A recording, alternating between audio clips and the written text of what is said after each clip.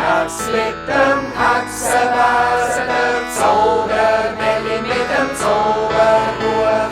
Sie zwei wunderbare Wesen, heute kommen sie zu uns Besuch.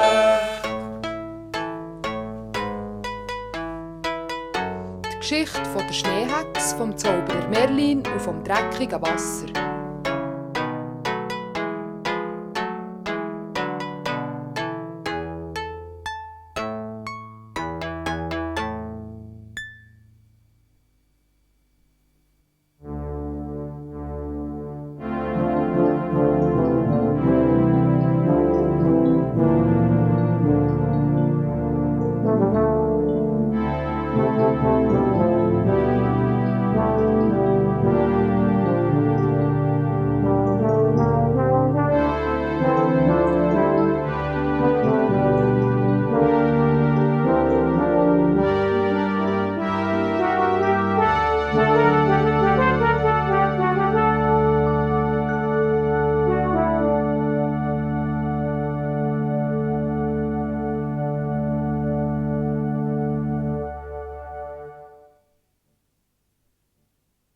Die Schneehex und der Zauberer Merlin sind ganz gute Freunde und haben schon manches Abenteuer zusammen erlebt. Und wie jeden Sonntag hat auch heute die Schneehex der Zauberer Merlin um mich zum Zvieri eingeladen. Heute backe ich Kuchen und dazu einen feinen Tee mit den besten Kräutchen, die der Merlin je hat gesehen.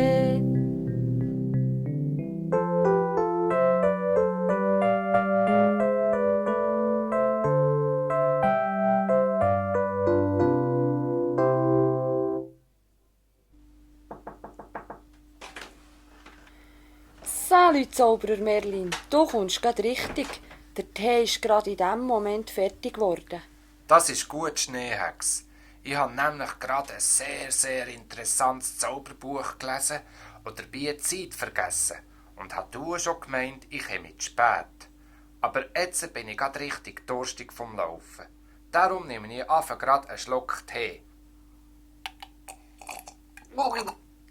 Also, Schneehex, wolltest du mich etwa vergiften? So schrecklich schlechten Tee hast du mir noch gar nie gemacht. Zauberer Merlin, du weisst genau, dass ich immer nur die besten Kräutchen für den Tee nehme. Das ist ganz sicher gut. Ich weiss nicht, was du hast, aber ich will auch eins probieren. Der Tee ist wirklich gar nicht gut. Was ist eigentlich mit meinen Kräutchen los? Ich gebe mir doch das ganze Jahr Mühe, dass meine Kräutchen auch gut wachsen. Und jetzt ein sättiger Tee. Aber, Schneehex, vielleicht sind ja gar nicht deine Kreidchen nicht die schuld für den schlechten Tee. Sag, hast du irgendwo noch mehr von diesen Kreidchen? Ja, in der Küche, auf dem Tisch hat es noch ein paar davon. Also, wenn ich an diesen Kreidchen schmecke, dann sind die noch so gut wie gänge. Vielleicht noch fast ein bisschen besser. Dann verstehe ich aber wirklich nicht, warum das der Tee so schlecht ist. Für Tee zu machen braucht es ja 2 Sachen. Kreidchen und Wasser. Kreidchen sind gut, also kann es fast nur am Wasser liegen. Wart, ich hole gerade einen Krug voll Wasser. Ich habe nämlich noch einen parat gemacht für den nächsten Tee. Komm, jetzt wollen wir schauen. Das Wasser, das stinkt grusig. Was ist echt da los? Ja, das Wasser ist wirklich gar nicht gut. Schlechtes und dreckiges Wasser, das ist mir noch nie passiert. Ich habe gerade überlegt, ob es nur bei dir schlechtes Wasser hat. Oder ob alle Leute im Dorf dreckiges Wasser haben. Komm, Schneehex, wir gehen uns auf den Dorfplatz fragen. Gleich darauf haben sich die Schneehex und der Zauberer Merlin auf den Weg gemacht zum Dorfplatz, um zu schauen, ob das Wasser bei allen Leuten so schlecht sei wie bei der Schneehex. Für das mussten sie zuerst noch ein bisschen laufen, weil die Schneehex ganz am Rand vom Dorf auf einem Hobel ihr Haus hatte. Der Zauberer Merlin hat noch weiter weg vom Dorfplatz in seinem Schloss gewohnt.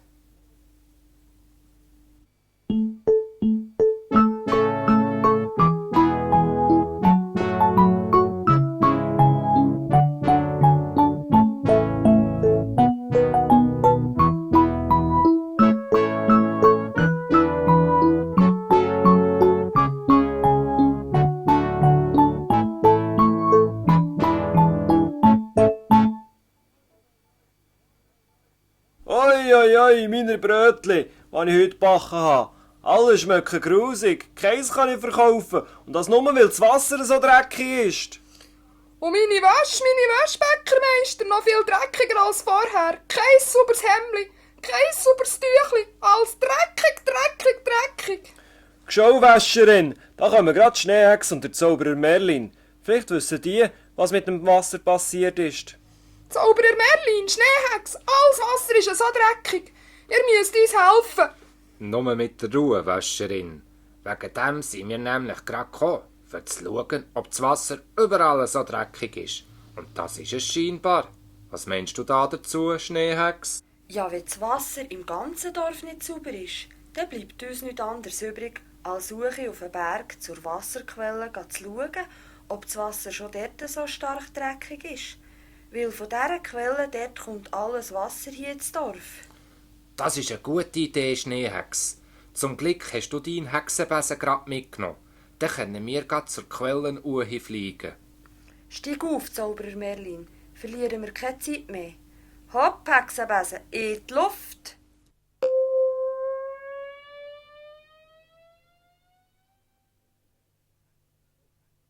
Einen solchen Hexenbesen sollte ich auch haben. Dann könnte ich meine Brötchen ganz schnell im Dorf verteilen. Allerdings würde er mir jetzt noch nichts nützen, denn die Dreckbrötchen muss ich ja sowieso in den Abfallkübel werfen.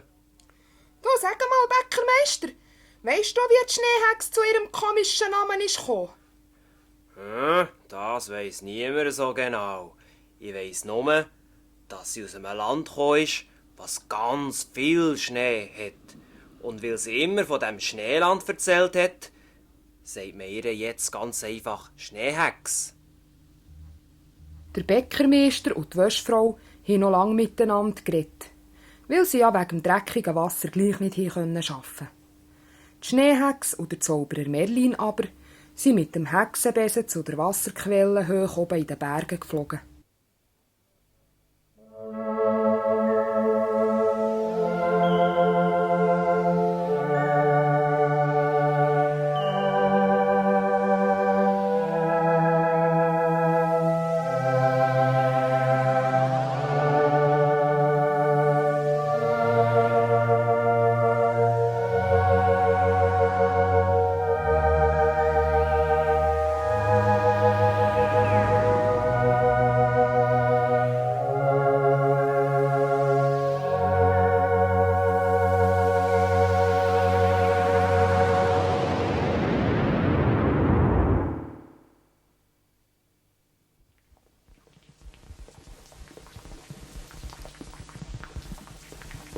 Schon gleich sind wir da. Ich höre die Quelle schon deutlich rauschen. Da ist sie ja schon. Aber schau weiss das Wasser an, Zauberer Merlin. Das ist ja die reinste Giftbrühe. Ui. Das ist ja kaum zum Glauben. Dreckiges Wasser noch und stinken tut's. Wenn ich nur wüsste, was da los ist. Das Wasser kommt ja fast immer noch dreckiger. Was können wir denn da noch machen? Wir müssen halt mal in den Berg schauen, was da los ist. Denn wenn das Wasser schon hier so dreckig ist, dann muss es halt im Berg innen dreckig werden. Ja, aber wie kommen wir denn in den Berg rein? Das Loch in der Quelle ist doch viel zu klein für uns. Wir müssen uns halt verkleinern. Schliesslich bin ich ja ein Zauberer und weiss darum auch einen entsprechenden Zauberspruch. Pass auf, Schneehex. Abracadabra, aus gross wird klein, die Schneehex oder der Zauberer Merlin.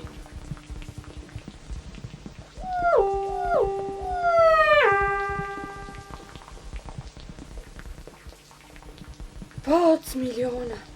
Ist alles gross geworden. Und der riesige Wasserfall.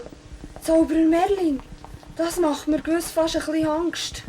Das ist nur Schneehex. Wir sind jetzt ganz klein geworden.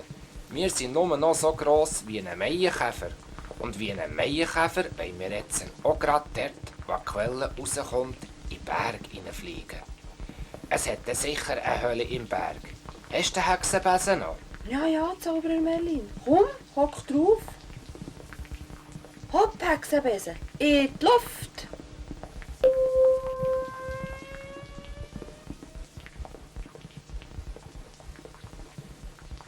Gerade oberhalb vom Wasser können wir gut reinfliegen.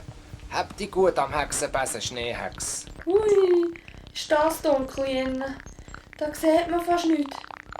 Für das habe ich immer meine Zauberzündholz mitgenommen. Das ist gut.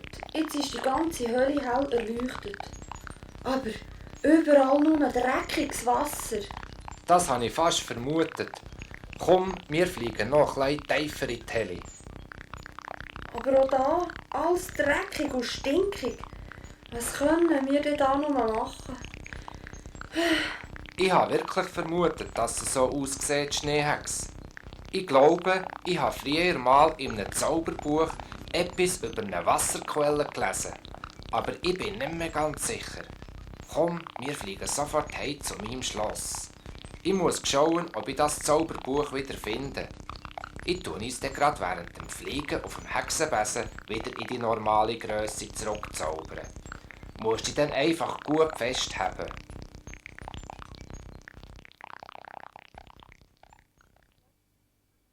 So sind die Schneehex und der Zauberer Merlin auf dem schnellsten Weg zum Schloss vom Zauberer Merlin geflogen. Der Zauberer Merlin hat sich dort sofort in seine geheime Zauberkammer zurückgezogen und die Schneehex hat ungeduldig aussen gewartet. Denn in die geheime Zauberkammer hat niemand rein dürfen, nicht einmal die Schneehex.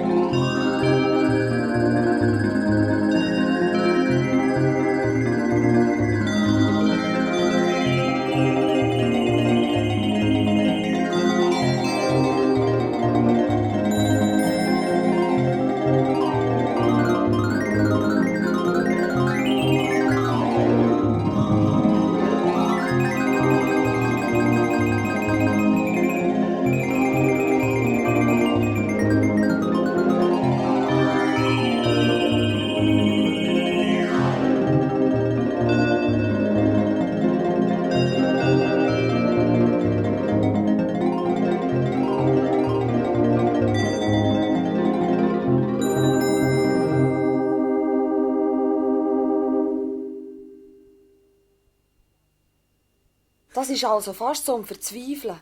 Jetzt warte ich schon ganz lang auf den Zauberer Merlin. Und der hat einfach nichts von sich hören. Ich glaube fast, der ist in seiner Zauberkammer eingeschlafen. Oder hat vergessen, dass ich draussen warte. Ich hasse. Was hast du, Zauberer Merlin? Ich has gefunden. Was gefunden? Ein deichtes Zauberbuch. Was für ein Zauberbuch? Weisst es nicht mehr, Schneehex? Zauberbuch, wo etwas über die Wasserquelle drin steht. Oh, dann musst du mir aber jetzt erzählen, was du da drinnen gelesen hast.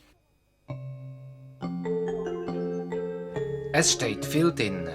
Ich will dir das Wichtigste kurz erzählen. Also, dass das Quellwasser immer so sauber ist, daran sind die Quellwasserfrauen nicht schuld.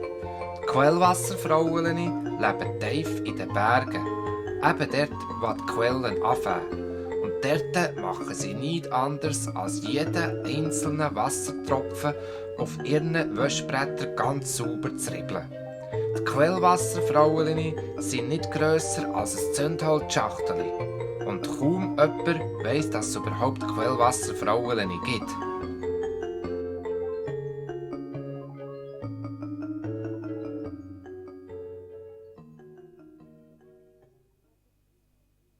Aber ich habe bis jetzt in der Quelle kein einziges Quellwasserfraueli gesehen. Das ist ja auch gerade der Grund, warum das Wasser so dreckig ist. Weil eben die Quellwasserfrauen fehlen. Sie sind ganz einfach verschwunden. Vielleicht hat es bei uns in der Quelle nicht mehr gepasst und sie sind an einen anderen Ort hergegangen. Das kann fast nicht sein, denn die Quellwasserfrauen bleiben immer in der gleichen Quelle. Ich glaube fast, jemand hat sie gestohlen. Und die kleinen Quellwasserfraueli finden, das wird nicht einfach sein. Du hast recht, Schneehex. Das wird eine ganz schwierige Sache. Ich glaube fast, wir sollten uns jetzt ausruhen, damit wir dann morgen wieder gut weg sind, für uns auf die Suche zu machen. Die Schneehexe hat allerdings die ganze Nacht kaum geschlafen. Ging um mich hat sie den Quellwasserfrauen nachstudiert. Und der Zauberer Merlin, bei dem hat komischerweise die ganze Nacht ein Licht in seiner geheimen Zauberkammer gebrannt. Und ging um mich hat man einen Schatten gesehen, der sich bewegt hat.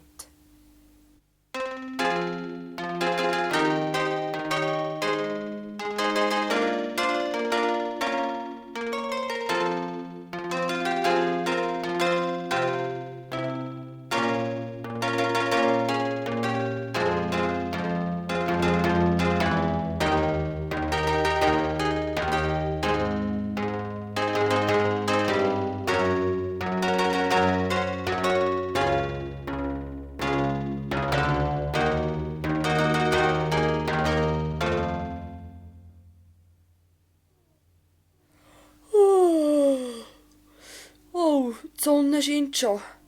Oh, dann ist es höchste Zeit, für auch den Zauberer Merlin zu wecken. Aha, du bist auch bereit, Schneehexe. Dann können wir uns auf die Suche nach den Quellwasserfrauen machen. Du bist ja wohl früh aufgestanden, dass du aus deiner Zauberkammer kommst. Ich war die ganze Nacht in der Zauberkammer. Ich habe studiert und jetzt bin ich fast sicher, dass wir Quellwasserfrauen noch heute werden finden. Warum bist du da so sicher, Zauberer Merlin? Ich habe dir ja gesagt, dass fast niemand weiss, dass es überhaupt Quellwasserfrauen gibt. Also kann nur jemand Quellwasserfrauen gestohlen haben, der weiss, dass es solche gibt. Aha, du meinst, jemand habe Quellwasserfrauen gestohlen. Aber wer denn? Sag. Es kann fast nur ein anderer Zauberer sein, der noch, wie ich, in einem Zauberbuch von den Quellwasserfrauen gelesen hat. Und der einzige Zauberer neben dir hier in der Gegend ist der Zauberer Potzblitz. Genau, Schneehexe. Und zum Zauberer Potzblitz wollen wir jetzt noch grad gehen. Aber da müssen wir dann gut aufpassen. Der Zauberer Potzblitz ist manchmal ein kleiner Lump, was nicht immer nur gut meint. Du hast recht. Darum gehen wir gescheiter zuerst mal gerade die Wasserquelle vom Zauberer Potzblitz untersuchen, bevor wir bei ihm vorbeigehen. Hast du den Hexenbesen da? Klar, steig auf. Hopp, Hexenbesen, in die Luft!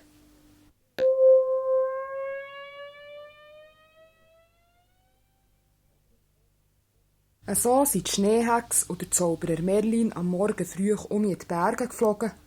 Diesmal allerdings zur Wasserquelle vom Zauberer Potzblitz, wo zu dieser Stunde noch tief am Schlafen war.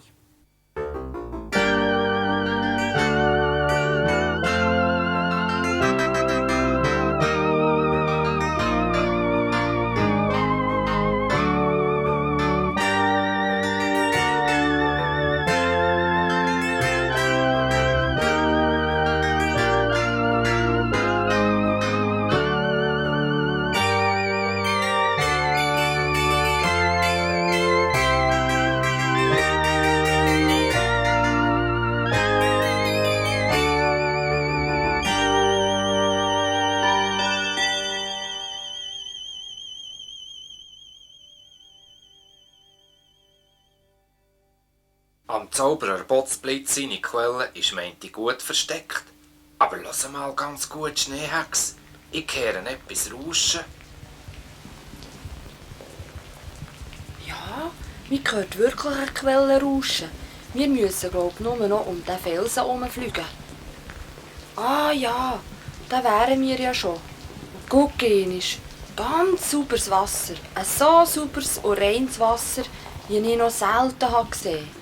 Wirklich kristallklares Wasser und nie eine Spur von Dreck. Du, was glänzt denn dort so? Dort, wo die Quelle zum Berg rauskommt. Komm, wir fliegen ein bisschen näher. Jetzt sieht man es gut. Ein Gitter. Ein ganz starkes Gitter. Und ich kann mir auch vorstellen, warum. Wahrscheinlich hat der Zauberer Potzblitz das hergetan, damit die Quellwasserfrauen, wann er Eis gestohlen hat, nicht fortgehen können. Und dass wir die Quellwasserfrauen auch nicht wieder zurückholen können. Aber am besten tun wir uns so stark verkleinern, etwa so gross wie ein Floh, dass wir dann gut ins Gitter fliegen können. Ich bin einverstanden. Abracadabra, aus gross wird klein, die Schneehexe oder Zauberer Merlin, so klein, so klein.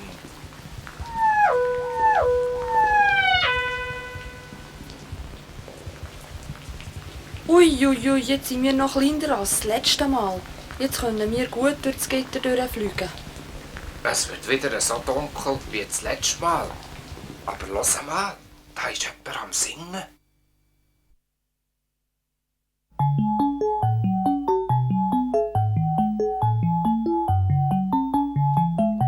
Die fleissigen Quellwasserfrauen sind wir und waschen das Wasser rein.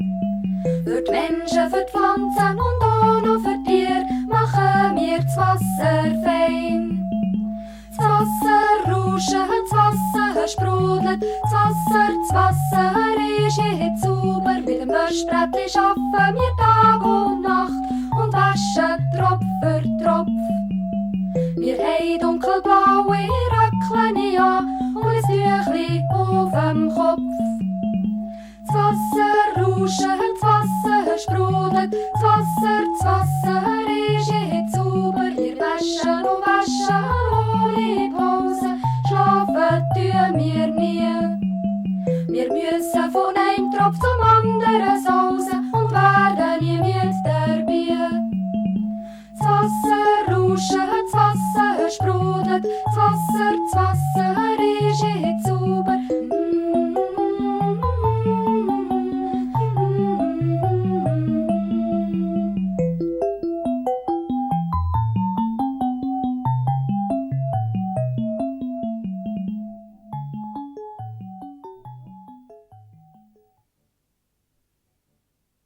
Da sind sie endlich, die Quellwasserfrauen. Und so viel. So viel sind nur, weil alle von unseren Quellen auch hier sind. Aber ich tue uns zuerst mal wieder in die normale Grösse zurück verzaubern. Dann wollen wir dann eins mit den Quellwasserfrauen reden. Abracadabra, aus klein wird gross. Abracadabra, gross, gross, gross.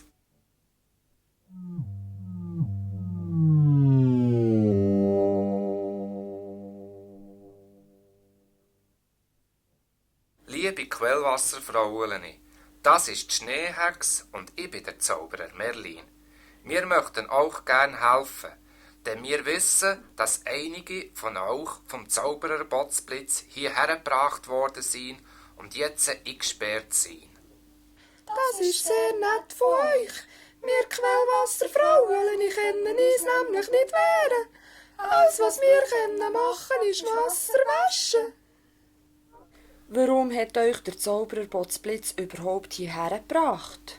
Das Wasser kommt hier schon so dreckig zum Boden aus, dass Quellwasserfrauen, die schon immer hier waren, das Wasser gar nicht mehr sauber putzen. Der Zauberer Botzblitz hat gar nicht Sorge zur Natur, wirft einfach allen Abfall und Dreck auf den Boden und verdreckt so unnötig das Wasser. Aha, so ist das. Dann wollen wir zuerst mal probieren, die Quellwasserfrauen von unseren Quellen zu befreien und nachher dem Zauberer Botzblitz klarzumachen, dass er mehr Sorge zur Natur hat. Dann mögen seine Quellwasserfrauen das Wasser bei ihm auch wieder sauber putzen. Das ist einfacher gesagt als gemacht.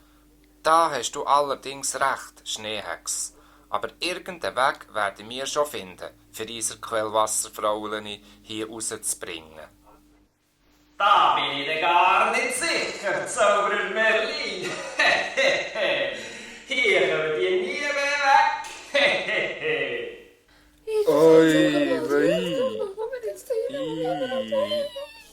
Aha, der Zauberer Botzblitz. Komm, zeig dich mal, du trauriger Gesell. Wenn du gut schaust, dann siehst du mich, Zauberer Merlin. Draussen bei der Quelle, vor dem Gitter bin ich. Nicht eingesperrt wie nie. Ich weiss zwar nicht, wie du in die Schneehex reingekommen sind.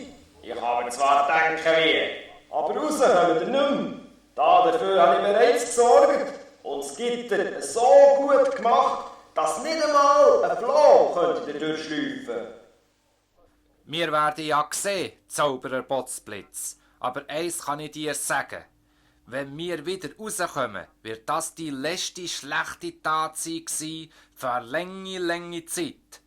Wenn du nicht fähig bist, ein bisschen besser auf einen Abfall und den Dreck zu schauen, was du achtlos am Boden wirfst, dann musst du dich nicht verwundern, dass dein Wasser so dreckig ist.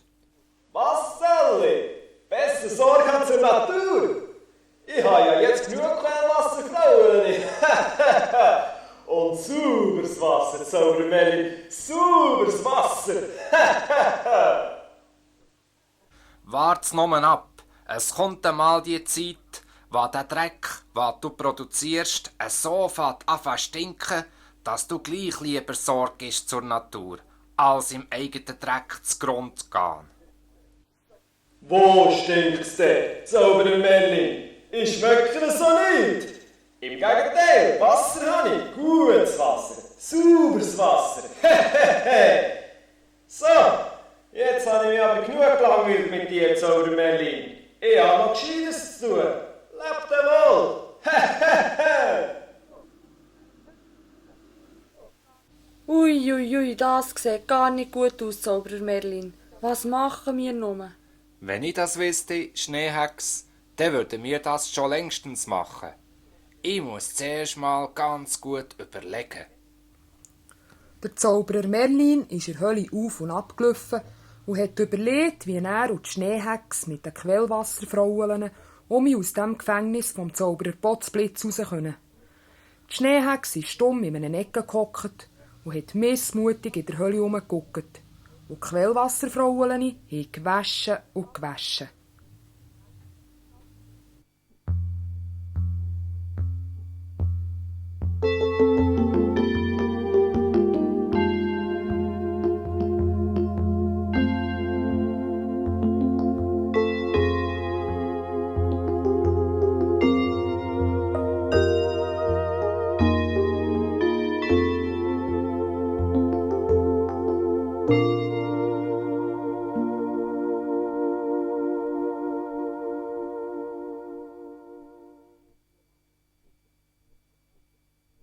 Ja, genau so machen wir's, Schneehex. Und wie der Zauberer Merlin?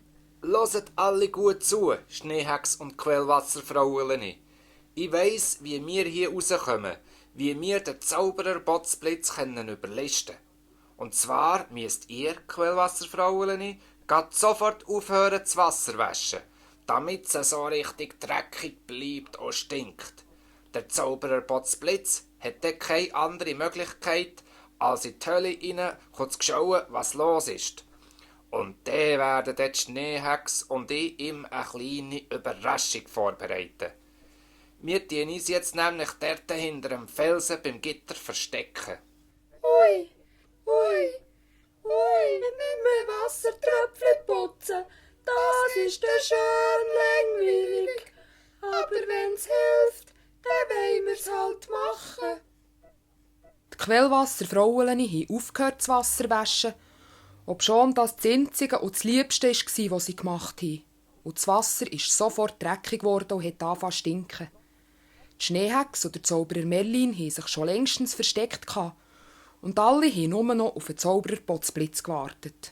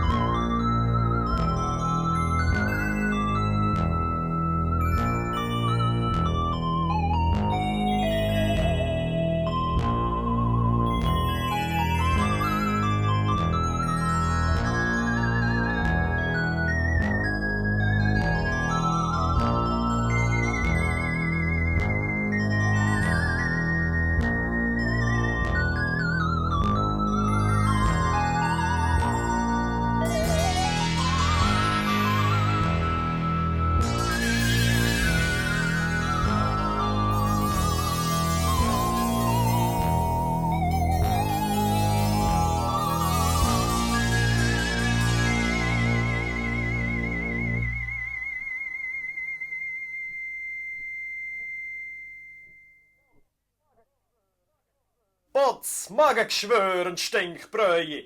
Was ist denn da los? Stinkiges Wasser und so dreckig. Wartet nur, euch will ich zeigen, wer der Zauberer Potzblitz ist. Zuerst muss ich mal das Gitter auftun und dann will ich da rein mit diesen Quellwasserfrauen im alles Wörtchen reden. Für Kanonen und so weiter, Gittergang auf die Seite.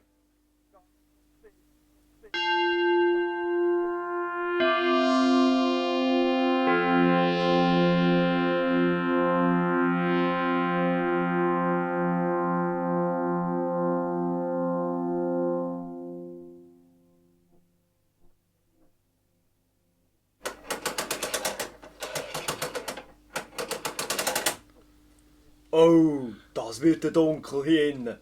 Und stinken tut's. Immer mehr. Hey, was ist denn da los? Nicht spritzen! Aufhören! Aufhören spritzen! Hilfe! Ich werde nass! Oh, das stinkt! Aufhören! Aufhören! Hilfe! Hilfe! Hilfe!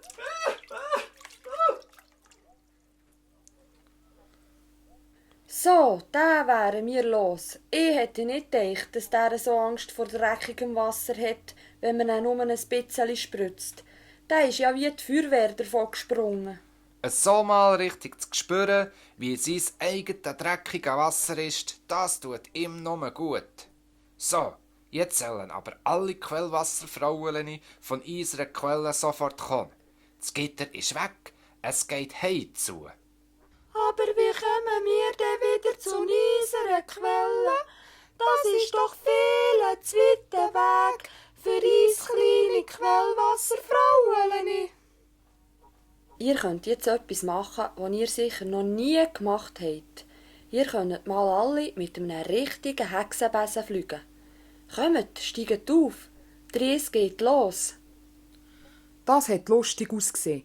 Zuvorderst auf dem Hexenbesen die Schneehex und dann ein Quellwasserfraueli hinter dem anderen, ganz nah beieinander. Und zuhinterst noch der Zauberer Merlin. Und nachdem sie noch den Quellwasserfrauen vom Zauberer Potzblitz ihrer Quelle Adieu gesehen haben, sind sie losgeflogen heim zu der eigenen Quelle, vom Dorf, wo die Schneehex und der Zauberer Merlin gewohnt haben.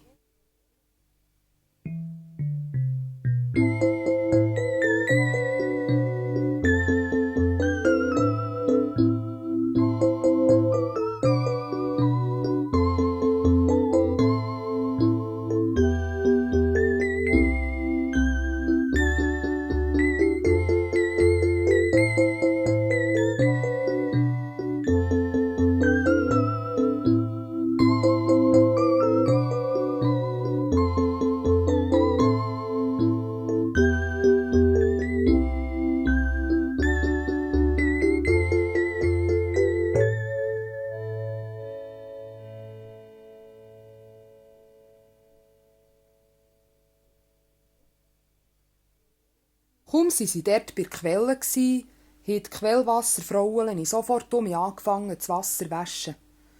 Die Schneehex und der Zauberer Merlin aber sind schon gleich drauf zum Dorfplatz geflogen, für dort den Leuten zu erzählen, warum das Wasser so dreckig war. Frische Brötli! Frische Brötli! Wer will frische Brötli? Mit dem besten Wasser gemacht, was es je hat gegeben. Frische Brötli! Wer hat etwas zu waschen? Ich wische euch die Wäsche so sauber wie noch nie. Die haben allem nach gleich gemerkt, dass das Wasser wieder sauber ist. Mir taucht fast, es sei noch sauberer, als es je davor war. Das ist wahr. Ich habe oft mal gar keine Mühe mehr, dass meine Wäsche sauber wird. Das ist gut. Und was meinst du, Schneehex? Wird jetzt echt die Tee auch wieder gut? Aha, Zauberer Merlin, du Schlaumeier. Du möchtest einen Tee trinken. Ich habe nichts dagegen, mir gelustet es nämlich auch. Aber zuerst möchte ich noch heute beim Zauberer Potzblitz schauen, wie es dem echt jetzt so ergangen ist. Einverstanden. Komm, steig auf. Hopp, Hexenbesen. In die Luft.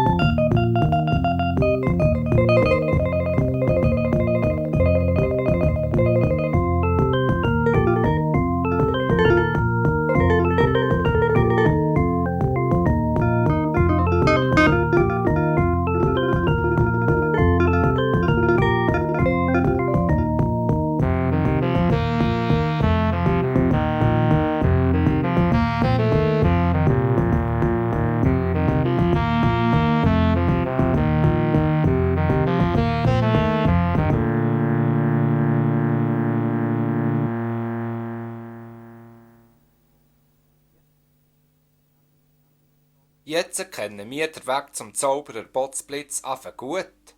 Ah, da sind wir ja schon. Und schau, das Wasser ist auch hier wieder sauber.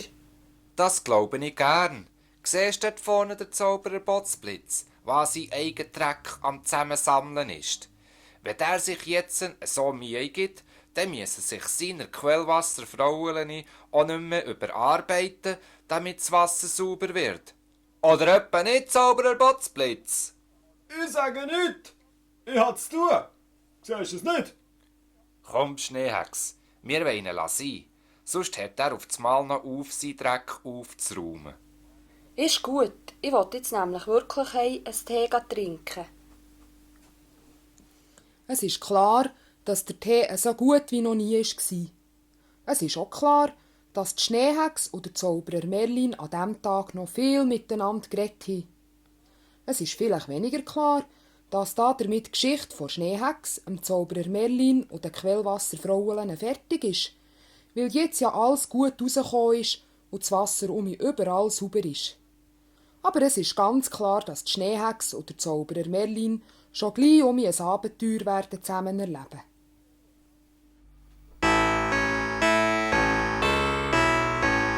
Schneehex mit dem Hexenwesen, der Zauberer Merlin mit dem Zauberbuch. Sie zwei wunderbare Wesen, die schon wieder kommen sie zu uns.